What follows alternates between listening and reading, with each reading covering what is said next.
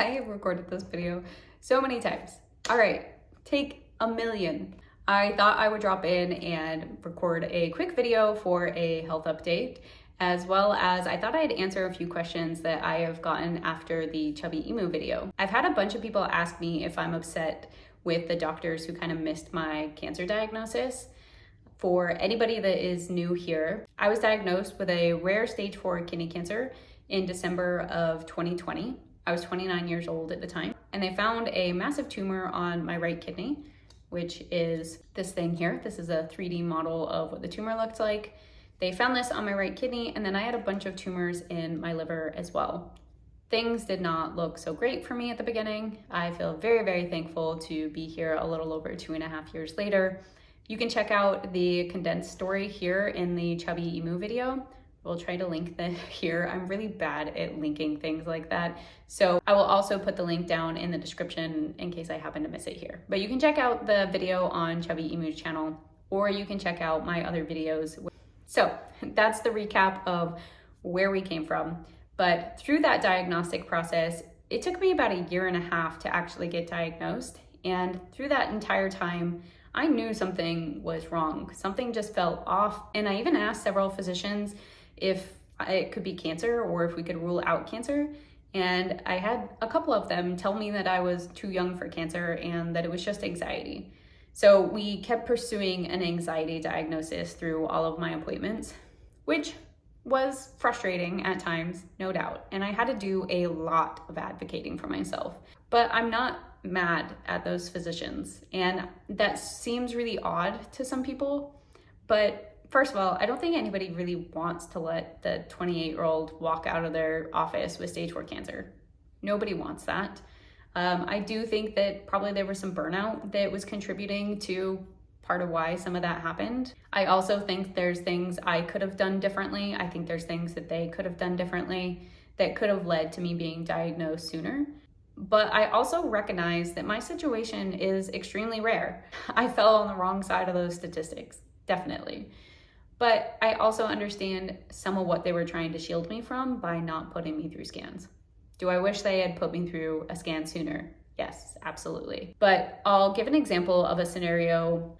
In one of my appointments, I just felt like something was wrong with my body. I didn't know how to describe it. I felt like something was wrong, and I felt like my body was trying to signal me. So I kept asking if we could rule out cancer, if we could scan me or find out what this was. And I had one physician that told me that he didn't want to scan me for a number of reasons. One of them was because I was young, and so he didn't want to expose me to the radiation. And the second thing he said to me is, you don't want to go looking for something, because once you find something, you can't turn back the clock and undo it. Given the context of where I found myself, that statement seems very problematic.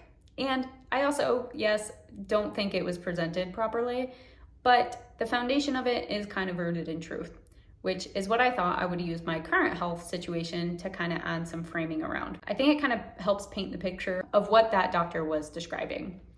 So what he was trying to say is basically, if you just scan everybody, you're likely going to end up with some incidental findings, and then those incidental findings you have to pursue. It is not uncommon to find incidental things when you go scanning and looking for things. And when you find those things, you have to work them up. You have to get the biopsy. You have to go for extra diagnostics and scans and labs, and you have to go through the entire workup process. And that has a number of consequences on its own. If you have to biopsy something, there's risks associated with that. You can check out my biopsy video. I had a bleed during my biopsy, which was a complication. If you ended up biopsying something that ended up being benign or something that may never cause somebody any problems, but they had a serious complication during the biopsy, then you've kind of exposed them to risks that they didn't need to have. And same with, there's financial toxicity of going through a bunch of scans if it ends up being nothing, as well as the emotional toll it takes. So say you find something and you're not sure what it is, but it could be cancer. Believe me, the first time you hear you might have cancer, it's terrifying. I think it's just a natural response to be scared of that. So to go through the entire diagnostic process thinking that you might have cancer, and then later you find out that that might be benign, there's an emotional toll that takes on you as well. So I understand that is what all of these doctors were trying to shield me from. Do I think there's still some things they should have done differently? Absolutely. Do I think I could have been listened to a little bit more in appointments? Also, yes. But I understand how it happened, which is why I'm not upset at the doctors at all. They were just doing their job. The most common scenario for me would have been that I was just a 28-year-old with anxiety. I understand that, which is why I don't hold any animosity towards those doctors at all. But I thought I would actually paint a picture of what I'm describing here through kind of what my current health situation is and some of the stuff that I am currently going through. But before I dive in there, I thought I'd just give a quick update on what I have been doing. I haven't made a ton of videos, so I have to apologize in advance for this video quality if the last video you watched of me was of me and my oncologist. That video was actually filmed and produced by Chubby Emu, and I definitely do not have the kind of equipment he does. I am filming this on an iPhone, and I hope soon I'll be able to upgrade some equipment and buy a camera so that I can make some better videos for you guys. But I haven't made a ton of videos because I have been busy writing a memoir about my entire experience, what it has been like being diagnosed with a rare stage 4 cancer at 29, and just sharing that whole experience and what it's been like. I wrote this memoir for 2 reasons. The first reason is because I'm donating all proceeds from this book to research for chromophobe kidney cancer. So if you watched my last video, you'll know that I don't have chromophobe kidney cancer. I actually have a metastatic oncocytoma, which is even more rare than chromophobe kidney cancer, which is a rare cancer in itself. But initially, we modeled my treatment after chromophobe kidney cancer. And through that process, I learned a lot about chromophobe kidney cancer because it is the type that mine is most similar to.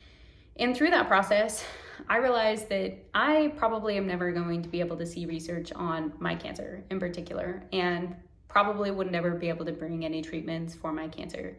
But what I could have an impact on is chromophobe kidney cancer, because it doesn't really respond to the current treatments.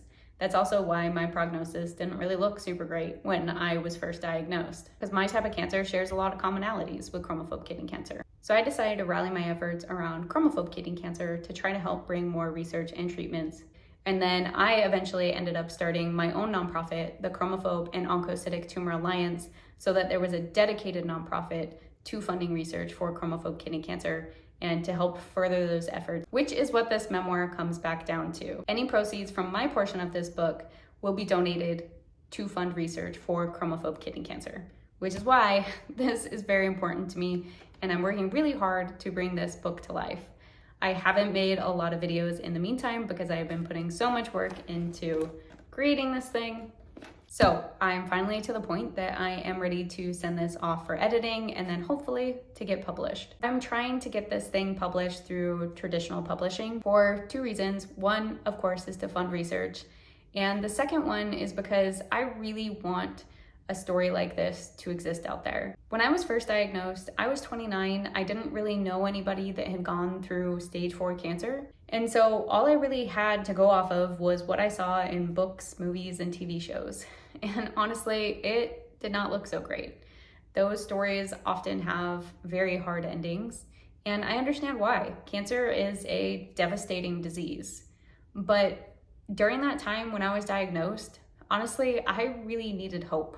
I ended up turning to other patients that ended up being my beacon of hope, patients who I knew had a positive outcome. But I actively had to avoid TV and movies, anything that portrayed anyone with cancer, because I knew what the ending was already going to be. And that was way too hard for me to process. What I really needed in those times was I needed hope.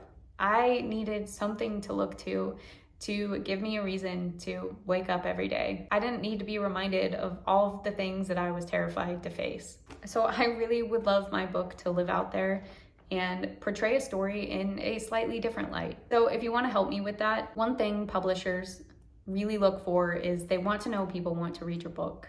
And so I have started an email list, which is where my ask comes in here. I feel so awkward when I give an ask about anything, but I also know that I could really use the help. I'll put a link in the description because I get so excited about the fact that somebody would be willing to read this. Wow, I can't believe I'm tearing up over this. Yeah, I've put a lot of work and effort into this over the last year, and one of my biggest fears is that people don't want to hear the story. And so anytime somebody signs up, it truly does mean the world to me, and it just feels like a mountain of support that, I don't know, I didn't expect to receive. And now that we're done with that, let's actually get on to the health update. So, where do things currently stand? I just got back from the NIH yesterday, so I've been kind of quiet about this other thing that I've been going through the diagnostic process for, because I really didn't have a whole lot of answers, and so I didn't have a whole lot to share.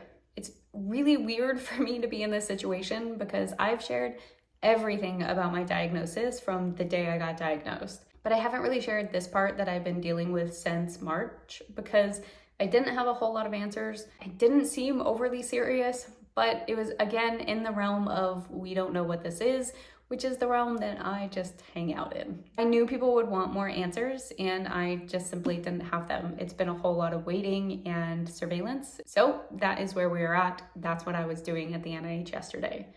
So I'll try to recap real quick. Basically, I ended up having a little bit of blood in my urine in March.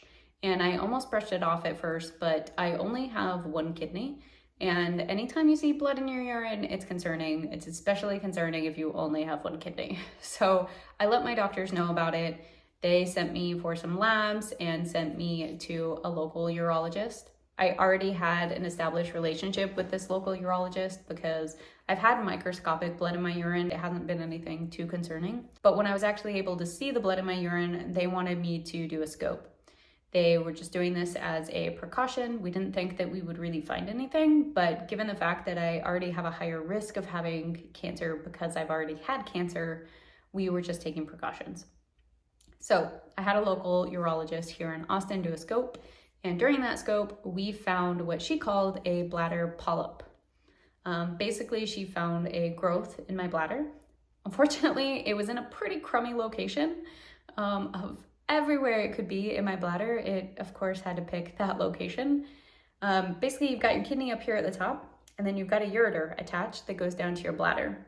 And there's a little opening where the ureter drains into your bladder. So if this is the opening here, I've got a polyp that's like attached to the side here, and it kind of, sometimes it folds over the top of it there, and then other times it can move out of the way to let drainage pass through, and then sometimes it closes back over the top. But having anything that's blocking over the top of your ureter is just not really a great thing to have in general. So she wanted me to go get a biopsy of it done. She did not think it looked like cancer, but obviously we didn't think I'd have cancer before. So she thought it was best to get this biopsied and checked out. But again, she thought it was most likely benign and just a polyp. But she didn't want to do it locally. She wanted MD Anderson or the NIH to work it up. They also didn't think that just from the picture it looked like what bladder cancer typically looks like. And so we decided to scope me again in a couple months. So in May, I had a scope that was done at MD Anderson. I got set up with a urologist at MD Anderson and we went in and did a scope. Before the procedure, when we were kind of recapping and trying to figure out what this was, he did mention that bladder polyps are exceedingly rare, that most growths in the bladder end up being cancerous. There can be some benign growths, but that they're pretty rare. I remember the exceedingly rare part in talking about the polyp specifically because in my pathology report, I'll see if I can find it and put a picture up of it here if I can. But in my pathology report, it referred to metastatic oncocytomas as exceedingly rare. That was in my differential diagnosis. It mentioned that it could be a metastatic oncocytoma, but that metastatic oncocytomas were exceedingly rare. And so I don't have the best history with that word, obviously, because that's what I actually ended up having. Obviously, having something benign and being exceedingly rare would be much better than having something that ended up being metastatic and exceedingly rare. I probably don't have the best relationship with rare things in general, just because of my history. So we ended up doing the scope. He checked it out. He also didn't really think that it looked like cancer. He told me he wasn't really sure what it was, but that it didn't look cancerous to him. He could also see the drainage going into my bladder just fine, and so he wasn't too worried about it. But again, said that the only way we could really know what it was is if we removed it. And basically we would end up doing a biopsy, but it would be just the complete removal of it, which is a minor surgery to remove it. But because I have a bleeding disorder, that makes it a little bit more complicated. Also, because I have one kidney, it makes it more complicated due to the location of where it's at. Because if it's right here, oftentimes I'll have to like cut straight across. They basically described it to me like it's a straw. So if you think of this little tube like a straw, they would just like cut straight down and cut off a little piece of that straw. But then there are risks of that could close up, and that would block drainage to my kidney, which obviously would be bad and could put my kidney at risk. So there's a risk for any type of surgery that we do in that area for any blockage. And then we also have an added risk for my bleeding disorder. And I noticed a bit of hesitancy around my bleeding disorder specifically, which I notice pretty much anywhere I go, but the NIH has successfully managed it before. At MD Anderson, the recommendation there was basically no follow-up directly, that we would just watch it on my surveillance scans for my kidney cancer, which has been moved to 6-month scans. And so basically we would watch and see if my kidney swelled at all, that would indicate that there was a blockage from this growth, and then we would intervene at that point. I was not comfortable with that initial plan because I only have one kidney and I didn't want to risk that happening for a number of reasons. I didn't want to have to fall back on having care locally here in Austin. I had a kind of rough experience when I went to the ER here one time, back when I was still on treatment.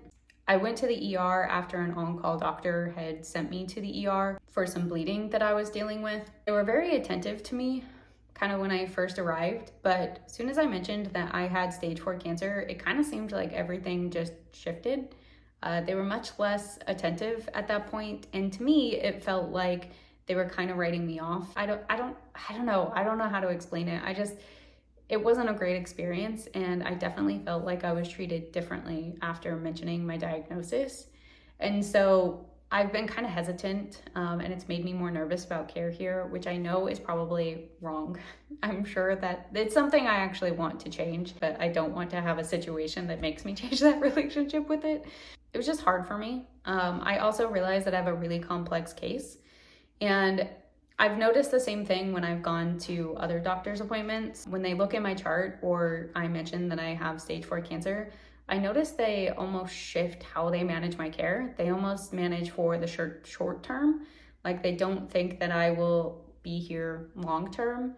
And so it feels like oftentimes I'm kind of just treated differently, and I end up having to clarify where I'm currently at, that I have no active cancer, that we're hopeful that I'll live a long time. And I spend a lot of time like re-clarifying what my diagnosis is, because what I have is so rare and I am in such a unique position and situation. A lot of times I get the feeling on the other side of the room that like they think I don't understand the gravity of my situation or having stage 4 cancer or any of those things. And so I really struggle when I have a physician that isn't one of the specialists on my team or isn't somebody I have an established relationship with.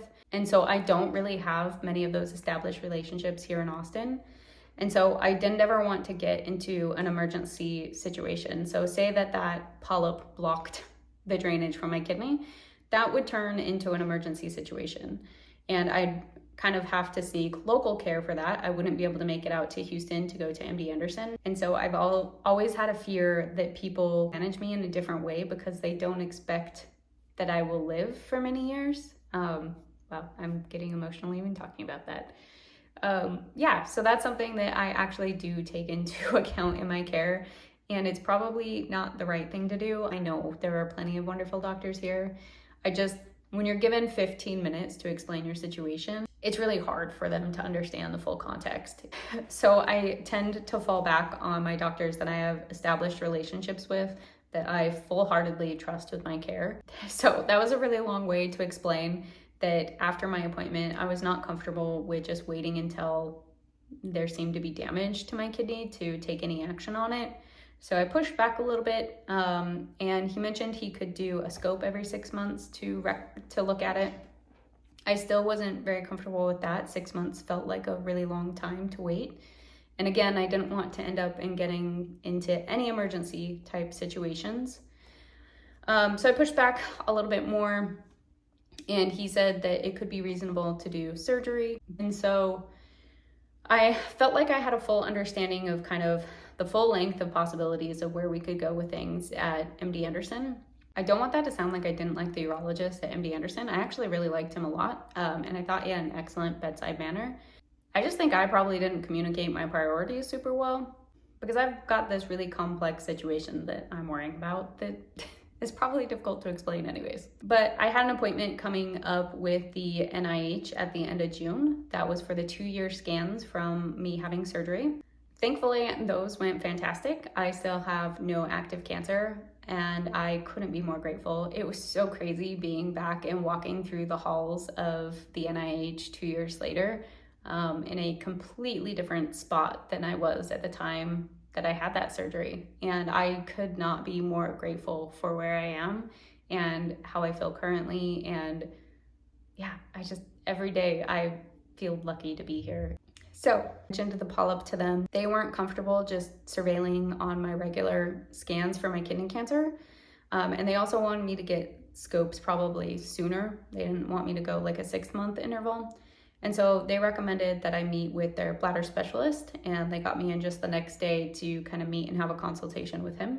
And then the bladder specialist at the NIH recommended that I have a scope 3 months from my last scope, but that be done at the NIH, so that if I ended up having surgery to have this thing removed, that they would know what it looked like and they could manage my bleeding disorder if I actually ended up going through the surgery, because they have successfully managed my bleeding disorder in the past. I will say that he seemed to be the one who was the most concerned about it possibly being cancer. He still did not think that it was cancer. I don't have any of the major risk factors of having bladder cancer.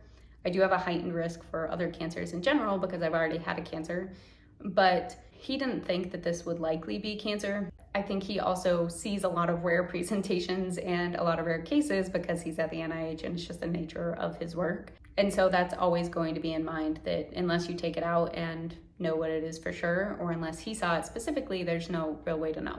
So that was at the end of June. Then this week I flew up to the NIH to actually have that scope done. So one thing that I have found very interesting is how different the procedures are depending on where you get them done. So for example, when I had the procedure done here in Austin with the local urologist, it basically just looked kind of like this, just like a regular clinic room. You had a small machine that just like rolled over to the bed to be able to do the scope. And it was pretty low key. And then when I went to MD Anderson, it looked like this. There was this like machine with the big old screens up there. And then they did like the whole check-in process to like confirm the procedure. And there was like a bigger workup around it. So all of this was just a flex scope. Somebody on TikTok was trying to teach me how to say this because I butcher this every time. I'm terrible at pronouncing medical terms. I can read them, I can write them, I cannot pronounce them. Cystoscopy. It was a flex cystoscopy. I might have still butchered that. I don't know. Somebody can tell me in the comments. I had that procedure at all these places, and you're awake. It's a pretty minor procedure to have done. But at the NIH, they actually had me go back to like the surgery area. And then they had me go back to the operating room to do the procedure, which was very surreal because the last time I was in the OR was actually for my surgery and I don't remember it at all. So it was actually kind of interesting to see what it looked like in there. But yeah, so we did the scope in the operating room. It was definitely like next level on the tier of like workup. So basically my doctor there did the scope, took a look around. He thought that it looked like it was just like an overgrowth. It looked very similar to the other tissue that is in my bladder. I think the official term might be a mucosal fold. This is definitely not an official term, but it's just my description of it. Mine looks kind of nubby, like it's like a little nub that folds over. And bladder cancer typically looks more like a fern, like it kind of blows around and looks like this. Mine just is a big old nub, and it's not big old, it's small. And even though it covers the opening at times, he was able to see that it still drains properly and everything looks okay there. So he doesn't think that it is cancerous. Again, we still don't know what it is, and there's no real way of knowing unless we do surgery to remove it. So even though I had surgery tentatively planned at the NIH a couple weeks later, we decided to cancel the surgery and do a scope in 3 months instead. Cancer can develop in the ureter, so they want to do a scan just to double check that. We're not expecting to find anything, but just to be thorough, we just want to make sure that we do all of the checks, which I greatly appreciate. I also had a dip that happened in my labs pretty recently. So at the end of June, I had my scans at the NIH and my kidney function, GFR is the one that's easiest for me to think of. You also have creatinine, and GFR is like calculated based on creatinine and a couple other things. But my GFR after surgery was pretty normal. It was in the 90s and 100s. Sometimes it would dip into the 80s. It kind of come down a little bit since then. But when I went for my scans at the NIH, my GFR was at 88. And then through this entire diagnostic and workup process, because we were planning that I might need to have surgery to remove whatever was in my bladder, I needed to have a doctor here to manage my bleeding disorder, because you can bleed a couple weeks after you have that surgery. And so we needed to have somebody here. So I had an appointment with my local oncologist here in Austin who can manage my bleeding disorder. So they pulled labs here and my GFR was at 63. And I've had variations in my labs before at different institutions, but this was a pretty big swing to go from 88 to 63 in a matter of 3 weeks. And so we were a little bit worried about the drop. And so we re-pulled my labs again a week later after making sure I was well hydrated to make sure it wasn't like a hydration issue. And I was still at 63. So my oncologist had me come out to MD Anderson and he ran a bunch of tests for me to check my kidney function. And my kidney function there, like the next day, or I may have been a day after, was at 78, which was much closer to my baseline. Still lower than normal, but closer to my baseline. And all the other labs that we pulled looked fine. And so this might have just been a weird variance between labs. We don't really know. But all of this kind of all ties back to the same thing. If you think back to March, the number of things that I have had since March is I have had 3 scopes now of my bladder done. I have had lots of labs run. We also ran these labs at MD Anderson and there's quite a few labs that were drawn there. I've gone to the NIH to have the scope done. I incur costs from travel to go out there. The NIH pays for part of that, but it doesn't cover all of it. So there's definitely some fees and costs that are incurred there. And there's a whole bunch of other stuff that has kind of been weaved in the process here.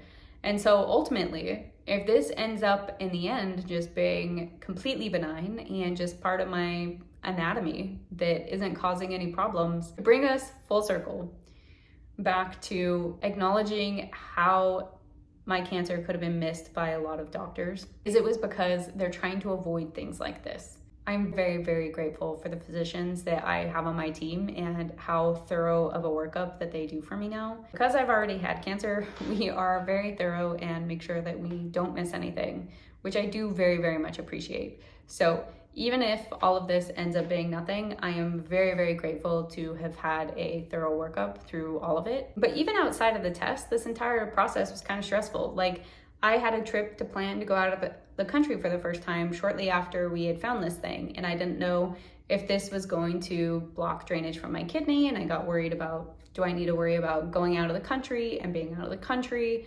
while I'm kind of going through this whole process?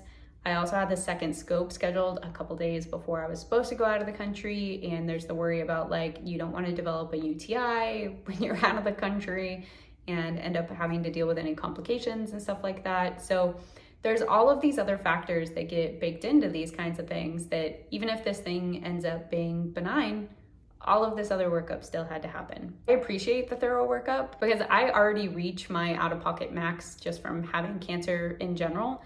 I also go to the NIH that helps take care of some costs for me. And so all of this workup, it really doesn't end up costing me a whole lot out of pocket, but when you do workups on other things, they can end up costing people a lot of money. There is a financial aspect that comes into play with a lot of that. And so I know some of these things were the things that those physicians were taking into consideration as they were going through my diagnostic process. That is the update of what I have been going through. I am very grateful that my scans for the kidney cancer have been doing great so far. And the current plan for this little spot in my bladder is that we're gonna just keep monitoring it, and hopefully that never ends up being anything I have to worry about either. So yeah, like I said, I am going to try to make more videos. Now that I'm finally finished with my memoir, I will have much more time on my hands, and I am looking forward to updating you guys about things that I have coming up. I have very exciting news to share that I can't share yet, but hopefully we'll be able to share in the next week or two.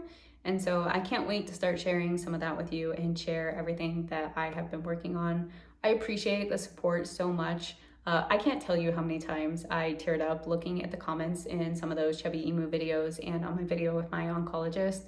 Y'all are just incredible, and I cannot thank you for the support and the kind words and just all of the amazing kindness that you've shown me. I hopefully will be back to make more videos soon. I will also update you all on anything that comes out of this bladder situation. And again, I will leave with the cringy ask of if you would like to support me by helping me get my memoir out. I'm still looking for a publisher, so definitely any shares of any of my stuff helps with that. But if you wanted to sign up, again, it's katiekickscancer.com. And if you sign up there, I promise I won't send any spam. I'll just let you know when my book comes out. And any support there really does mean the world to me. So thank you, and like and subscribe, do the things. Yeah. See you guys later.